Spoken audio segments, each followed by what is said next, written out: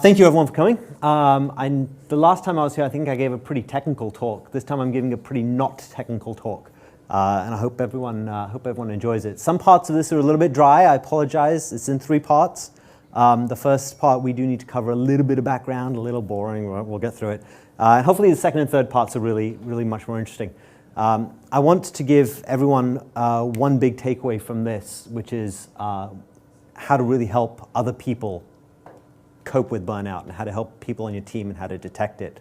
So I'm going to be going through some tips and things on how to do that. Some acknowledgements first. Dr. Christina Maslach and Dr. Michael Leiter are probably the authorities on occupational burnout. If you want to know more about this topic, you're doing something there. Oh no, sorry. I thought you were trying to get my attention. He's like, No, okay. Sorry. Yes, Dr. Christina Maslach and Dr. Leiter are the authorities on occupational burnout. They've been studying this for a very long time. They have a book on which I've based a lot of this talk as well, called Banishing Burnout.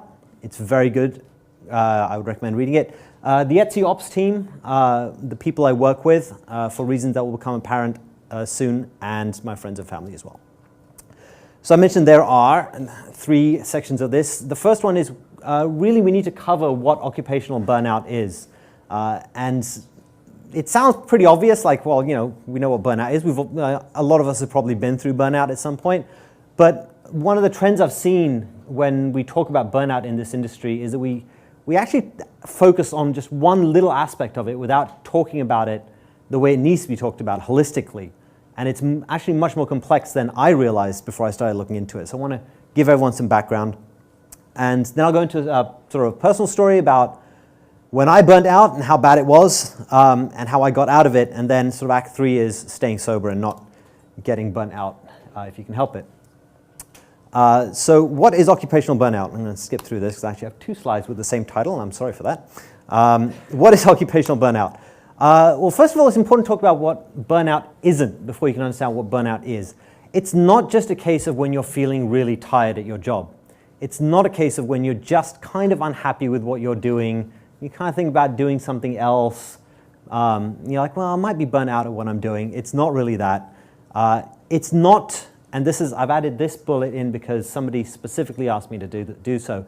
It's not taking a break from your job because your life has other priorities in it. For example, if you have certain things going on with family that you need to take care of. Maybe you've had a child or adopted a child and you really need to take a break from work and tend to them.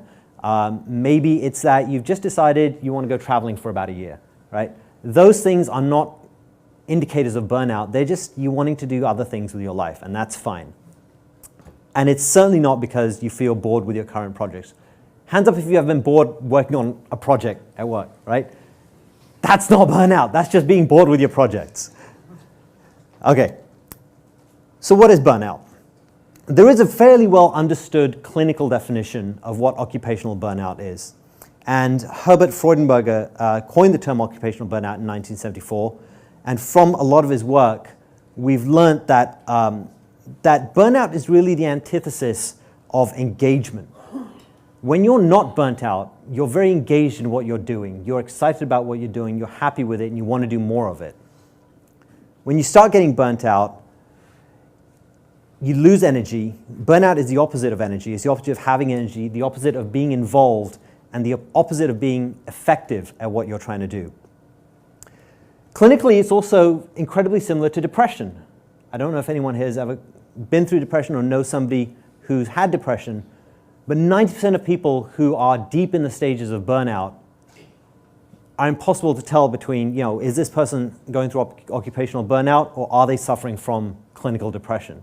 It's very, very closely tied to those. Okay, so we'll dig a little deeper into these 3 concurrent symptoms of burnout.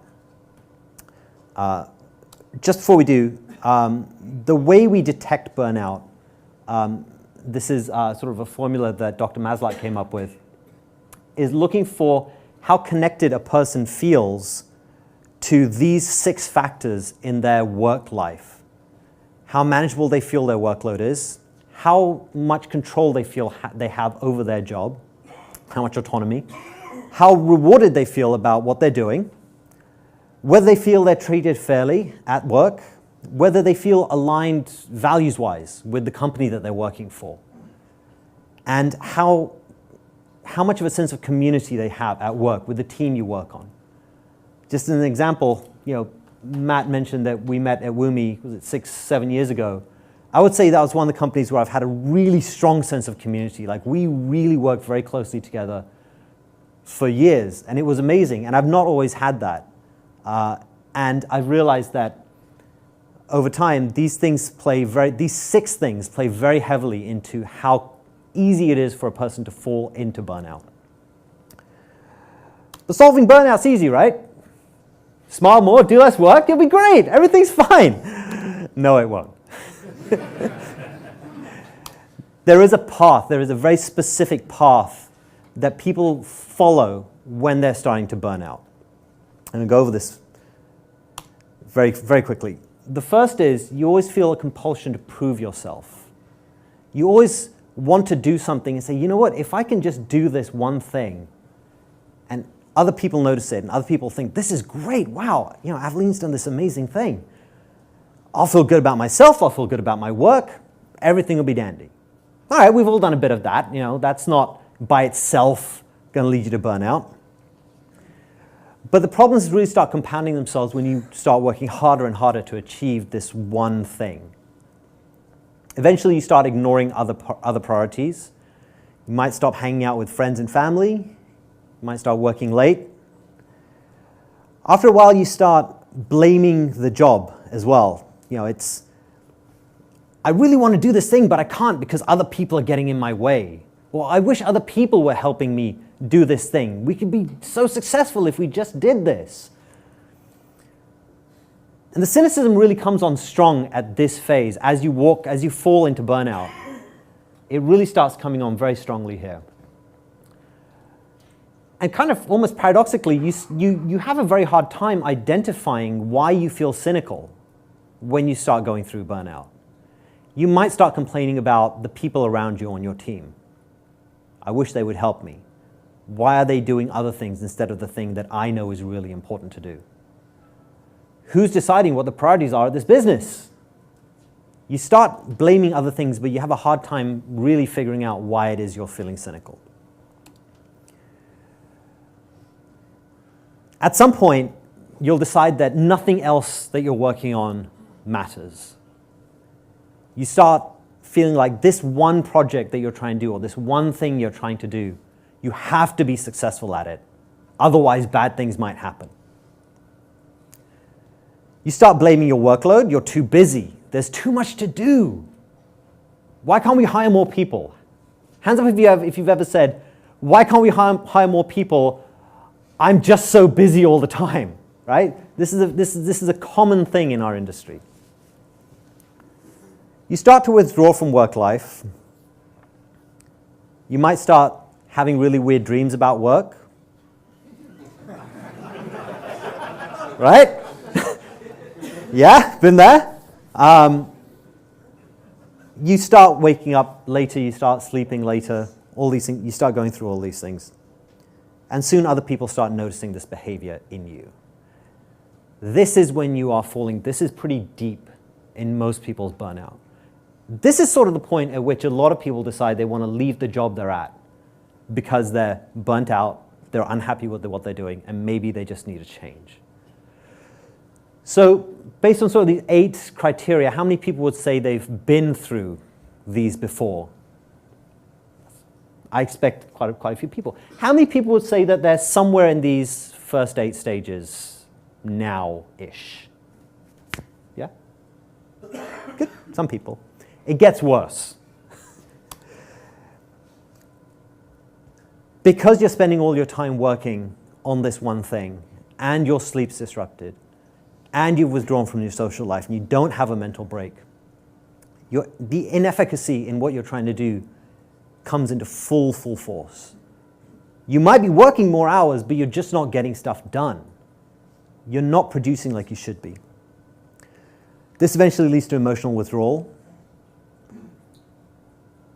And the depression I mentioned, where 90% of people who are really deep in burnout, this is the place I was talking about it, where you can't tell the difference between occupational burnout and clinical depression. And if it ever gets to that final stage, step 12, that's when really, really bad things happen. I've seen people get hospitalized due to occupational burnout. It's pretty bad. All right, so some of that was pretty intense. I'm sorry. I'll lighten the mood a little bit with a picture of one of my cats. This is Ether. He's nice and fluffy, and he helps me when I want to feel better. So, okay. I always include a picture of him at least once in one of my talks. He's just a thing. I have a story about how I burnt out, and I hope that some people here can relate to it as well, and it might help some people. Back in June of 2013, I decided I wanted to migrate one of the tools we use at Etsy from a proprietary closed source tool that's out there that costs a lot of money to something that was open source. Love open source, everything's great. What could possibly go wrong? Everybody on the team was on board. Everybody said, this is a great thing to do. Avleen, make this happen. Oh, by the way, we don't have any resources we can dedicate to this, but go ahead and make this happen by yourself. It'll be great. What could go wrong? The new system had a very steep learning curve. It took me months to get used to it. It was Elasticsearch, if anyone's seen it. But it was fun. I'd been given this mandate by my team. They'd said, hey, whatever you need to do to make this work, go for it. It'll be, we trust you. You're a senior engineer. You can do this. So I spent time learning, scrounging together hardware, figuring things out. And it was fun. I really enjoyed, the first few months of that. I got to learn a whole new thing, and it was wonderful. At some point, I did decide that I needed to prove that I could do this. I'm not quite sure when it happened. Probably after somebody said something like, are you sure this is a good idea? Are you sure we should be spending time doing this? Have you thought about what you're doing? Of course I've thought about what I'm doing. That's why I'm doing it. But now I had to prove it. I didn't want to just say, well, I've spent 6 months learning this thing, not done any other work. How's it going to look if I don't actually get this done? It's going to be pretty bad. I have to finish it. So I started working a few late nights. Nothing terrible. Just here and there. Monday night, maybe Friday night. Not doing anything else on Friday night. Kids are in bed. Keep working on this thing. Maybe on the weekend a little bit too. And again, nobody really minded too much. I explained it to my wife. I said, hey, look, we're going to save this much money at the company. Everyone's going to love it. It's going to be great. Maybe I'll get promoted. Didn't happen. But it'll be really fantastic. I've got to get this done. She was on board. Team was on board. Everybody was on board. I was the only person on this project for probably the first year. Yeah, it was rough, and trying to figure out the entire plan for how to migrate what turned out to be a pretty complex system that was used by a lot of engineers by yourself. It's difficult. But again, I'm reminding myself, if I manage to get this done, it'll be great. Everyone will love this. I can work a little bit harder. I'm not tired. Everything's fine. A few months later, in September, the kids have gone back to school. Summer's over. It's not so easy to work late nights and just wake up late. Now I have to wake up at 6 o'clock in the morning, help them get ready, take them to school. So now I'm starting to feel a little more tired. Now it's starting to take more of a toll. Life isn't as flexible. I have other needs that I need to start attending to, but I can't because I'm focused on this project. So around me at home, I work remotely, so I'm home all the time, but now my family's picking up more of the slack of things I'm not getting done around the house because I'm just at my laptop all day long. Sometimes not stopping for lunch. It's fine. A few months later, I definitely feel like the exhaustion is in effect. I'm just tired all the time, all day long. My managers noticed it. Other people have started to notice it a little bit. But everyone's still really happy that I'm doing this work by myself. It's tough, but I keep going through it. I'll work a little bit harder. Well, you know what? If I work a few more longer nights, I tell myself, then maybe in like a month I won't have to work so much. That's a lie. Never works out that way. Fast forward another few months. And I'm realizing that this project, which has now been going on for about 9 months, that I thought would be done in 3, is just taking so much longer, having such a more significant toll on me. But now I'm subscribing to sunk cost fallacy. I'm convinced that all this time I've invested has to have a payoff at the end. I have to keep going. I can't just like cut loose and say, okay, well, this is too difficult, we can't do it. But now, because of all these late nights I've been working and how exhausted I am, I'm just sitting at my laptop most of the time, not doing anything, just staring at the screen. And I still don't realize, even after all this has happened, I still don't realize that I'm starting to burn out. All I know is that I'm tired and I really need to get this project done. And why won't people help me more? Why am I the only one on this project?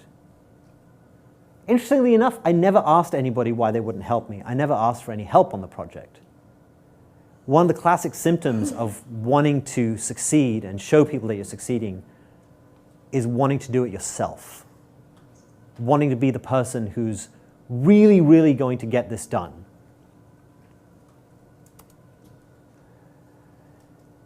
June comes around, and now things are really, really dark. I stopped turning up for work most of the time. It says on time, but really it was most of the time. I'm hating my job. It's pretty terrible. I don't get along with any of my friends, who I used to get along with wonderfully before. Life is pretty depressing. And one thing I've never shared that I'm sharing for the first time is that right around this point, I was starting to feel a little suicidal. Because I couldn't figure out what was wrong with my life, why it was so difficult to get anything done, and why I felt like a real failure at this point for not having completed the project that I was trying to. And then a strange thing happened. These people, these were the people on my team at the time, along with some others. And they started conspiring against me, but in a good way. They started conspiring to stop me doing what I'm doing because they started seeing what the problem was. I mentioned I work from home. I live in Grand Rapids, Michigan, sort of in the middle of the US. Etsy is based in New York, and I fly back and forth fairly frequently. At that point, I was flying back and forth, I think, probably every 3 or 4 months for about a week. And one day I turn up to the Brooklyn office, and there's this thing in my calendar. It says tea and chat. Okay? I'm one of three British people on the team. We talk about tea all the time. I thought we were going to go to Starbucks and hang out and talk about stuff. I didn't know what was going on. The first person on that slide is Laurie Donness. The middle person is Michael Rembetzi. They were the only 2 people on this invite. Silly me, I thought there was something wrong with Laurie, not me. So I'm like, I wonder what he's going to want to talk about. Let me see all the stuff that's going on with Laurie right now, and I had this whole thing prepared. I can help Laurie through whatever he's going through, and then I'll get back to my project and get things done. 3 hours of walking around Brooklyn later, I don't really know what's going on. All my emotional walls are broken down because these 2 would not let it go and would not let me get back to work until I had talked about everything that had happened over the last year to me, how I was feeling, what was going on, and what I needed to get through this. I spent most of that night just crying uncontrollably in my hotel room, which is pretty bad. But it really helped. And there were some specific things that they did that really helped. One of which was insisting I take a holiday. I hadn't taken a holiday from work in 5 years at that point. I'm hearing some from the audience here. Yeah, it's true. I mean, like, I was a workaholic. And I didn't see the point in taking a holiday. Like, it's, all right, fine, I'll go down to the beach. We'll spend a couple of hours there. It'll be fine. Go back to work afterwards, the next day. No, I needed to take an actual holiday. I think the culture in the US with holidays is a little bit different. Here, we have annual leave. Everyone generally, takes their leave. Everyone's gone for 3 or 4 weeks. So how is it? There's still 4 weeks here? Ish. Yeah. Over there, in the US, when you start at a new company, if you're lucky and you start at a good tech company, you'll have 2 weeks of annual leave and no sick leave. It's pretty shitty. Most places that builds up over time, like the longer you're there, like you get more and more over time. But you start with this, and that, in this case, like, people don't usually take holidays in the US because they want to save their holiday time, like in case they need it, in case they get sick or whatever. Terrible system. So I took my first holiday. I realized when I was doing it that it took me a full week. Friday, I stopped working one Friday. It took me until the following Friday before I was actually able to stop thinking about work. And this is in the middle of this project that I'm trying to roll out. It's finally getting towards a point where it's complete and other people, I managed to get a few other people to help me. But it still took me a week to stop thinking about it completely. Friends and family, the support that they gave me was very important. And I realized that I really needed a life outside of work. So, as I mentioned at the beginning of this talk, the greatest responsibility that I think anybody has when they're working on a team is to help the others on their team stay sober from burnout. And there's a few things, like I'm walking into Act 3 now. There are things that you can do that really do help. The first is to encourage people to take longer holidays. I think it's less of a problem here in Europe, but it's a big problem in the US. If you work on teams where you're across continents or in other places where people generally don't have a culture of taking holidays, really do encourage people on your team to take a break.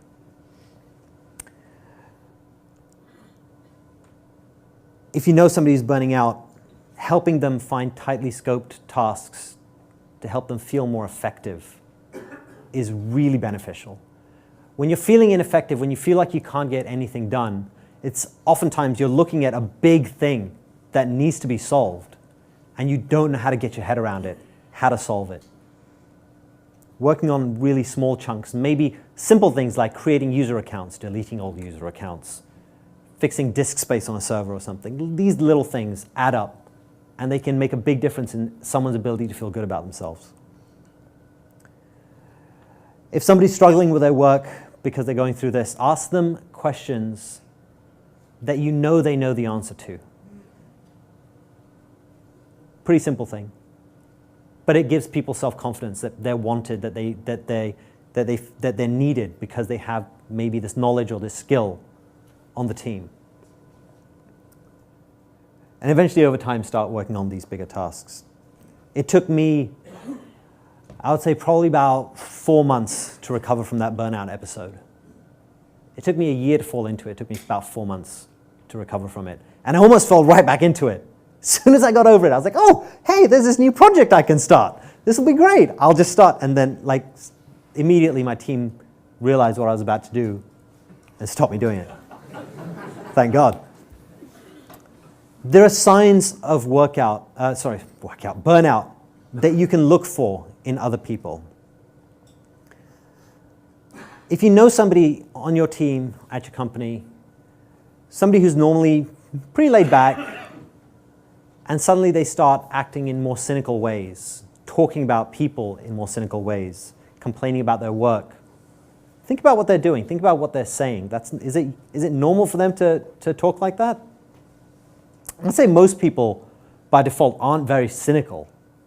It's usually the environment around us that makes us feel cynical. Are they producing less? Are they doing less? If you track each other's work, if you help each other with your work, are you finding that somebody who might be going through burnout is less effective at what they're trying to do? Are they producing less? And are they feeling tired? Are they turning up late for work? Do they look like they're dozing off in meetings? These are the 3 hallmarks of burnout. But there are definite concrete things that you can do to help other people and you can do for yourself to get you through burnout.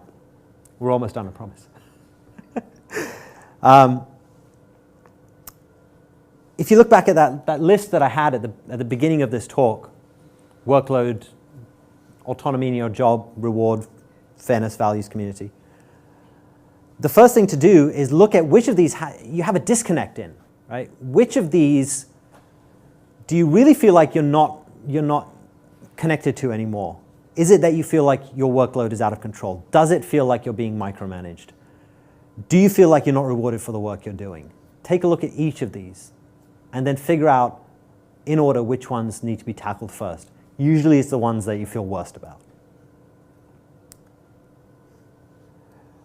You have to start rebuilding self-confidence in yourself and others need to help you do it.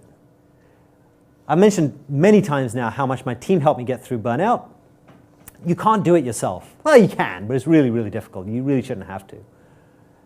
It's very important to have your team behind you and your friends and family. So I'm going to flip through some slides very, very quickly now. Workload, some questions you can ask yourselves for each of these things. Workload, are you too available in your work? Are you answering questions for people too often? Are you working too many hours and then people suddenly start expecting you to be there 12, 14 hours a day? Is there genuinely too much work? If there is, you should be able to push back and say, look, there's only so much I can do in a day before I'm going to start burning out. Is there too much pressure to complete your work? Again, these are conversations that you need to have with your management. Are you being micromanaged? Hands up if you've ever been micromanaged. Yeah, it sucks. It's horrible. But it's often also a sign of weak leadership because people feel like they have a need to control everything that's going on. But this can also work to your advantage. If you see this happening, if you're being micromanaged, you can micromanage back. Micromanaging usually happens when the manager needs to know everything that you're doing. You can micromanage back by feeding them everything they need to know before they ask for it. If you want, you can take 2 approaches. One, you can think consciously about what you want to give to them because they're just looking for information and you can help shape that conversation. Or you can just overload them with information until they break. Honestly, both work to some degree. Might have to play around with them a little bit. If you feel like you have weak leadership because it happens and it's not bad, it's just that a lot of people need to learn how to be leaders. It's a skill like every other. It's an opportunity for you to stand up and say, hey, why don't we have some shared leadership here? I will help out with the leadership rather than feeling like I'm losing control or autonomy of my job. If your teams are ineffective, you can work on that. You can do team building exercises. A lot of things you can do there. Reward is always a tricky topic. I mean, I hate talking about money when can I have some more? It's a very difficult conversation to have. It's a very difficult thing to ask someone. Only if you're British. Well, I'd say yes. Yeah, it's definitely, it's more true here, right? It's definitely more true here. People in America have less of a problem asking for more money. Often they get it. But often here you get it too. You have to ask for it. You have to have that conversation. Sometimes you can't get it and maybe you just need other perks. There's other things that you can get in exchange instead of getting more money. But unless you have that conversation, you won't find out. If you're not being respected at work, it's not going to, you're just not going to want to be there. There's a lot of different ways that you can go through this. You can have conversations with people and say, Where is this lack of respect coming from? What's going on? You can also build respect for yourself in the way you engage with other people. Discrimination is horrible, but it's really nice to see that as an industry we're moving forward with dealing with this. Really, if you embrace diversity a lot, very strongly, if you make it a core principle, you can just knock that one out. That doesn't even become a thing. Community, do the people around you believe in the same things that you believe in? Are you friends with the people that you work with? Do you care about the same things? Do you have communications problems? Are you having difficulty talking to people because maybe they think that, you're an idiot and they don't want to work with you anymore? But until you actually go through some kind of conflict resolution with them, you won't know. Hands up if you've ever been to a conflict resolution workshop. One person. I thought you would have, yeah. Hands up if you've been to any workshop at work and you've thought, this is going to be such a waste of time. Okay. Normally, I would agree. Conflict resolution workshops are the one that I've found almost more than anything else to be incredibly valuable because they teach you how to talk to other people, which sounds really simple and like you know how to talk to other people. Who doesn't know how to talk to other people? They teach you how to talk to other people about difficult things you don't want to talk about. And they teach you how to receive that communication from people. If you can find one, go to one with your team. It's a really big deal. And the same kinds of things for values. If people are acting in divisive ways, if they're not, wait a minute. Change the slide, but I didn't change the bullets. I'm sorry. Values very simply. I finished making these this afternoon. I was very tired after an 8-hour flight. Because that's what you do when you're going to talk about burnout, right? Values very simply, are your values and the values of the company that you're working for aligned? Do you believe in the same things? If it's the environment, does your company care about the environment? If it's social justice that you care about, does your company care about social justice? And these are also things that you can influence in your company. Most people actually have the power to go talk to somebody and figure out how to get a company aligned on good, important social values. It's just that most of us don't do it or we don't know who to talk to. But you can find out. Going through all of these things and building up your defenses ahead of time will make a huge difference in how you cope with burnout if it starts to happen. And hopefully if it does, you'll have other people on your team who have listened to this talk and see it in you and know how to stop it. Again, parting thought, if you want to learn more about this, read books by Dr. Maslach. She is amazing in her writing, and it sounds like from all the hands that went up that there will be a lot of people here who will really relate to some of the stuff that she's talked about. Thank you.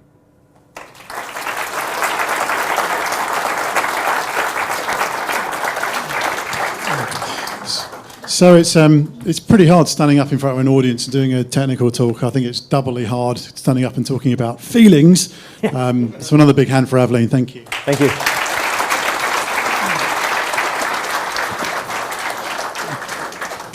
So anyone got a quick question for Av? Any questions? Oh, one at the back. Yeah, one at the back. Oh, it's always at the back. Run. Run, you need it. Fuck you.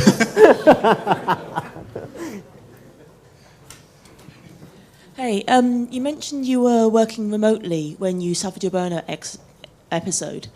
Do you think that remote working has an increased risk in burnout? And if so, what are ways to mitigate that? God, yes! Yes! Remote workout absolutely can lead to more burnout because it's way too easy for you to just fall into that trap of I can work more because I'm just sitting at my desk. I don't have a commute. All the people around me aren't leaving at the same time. It's just easy just to not worry about those things. I gave a talk last year on remote working and how to make it through a lot of these issues. It's on YouTube. I could talk about that for like an hour. I'd recommend it was a short talk, I think it was like 30 minutes or so. I'd recommend taking a look at that. Short version is set a schedule, have a dedicated work environment that's not your other living environment, maybe an office space or a room or something. Treat going to work, just because you're working remotely, treat it like actually going to work. Wake up in the morning, take a shower, eat some breakfast, go to work. Take breaks. At a certain time, cut it off and just say, I'm done for the day. And that will go a very long way towards helping you mitigate burnout remotely. Excellent, great question. Avleen, thank you. Thank you.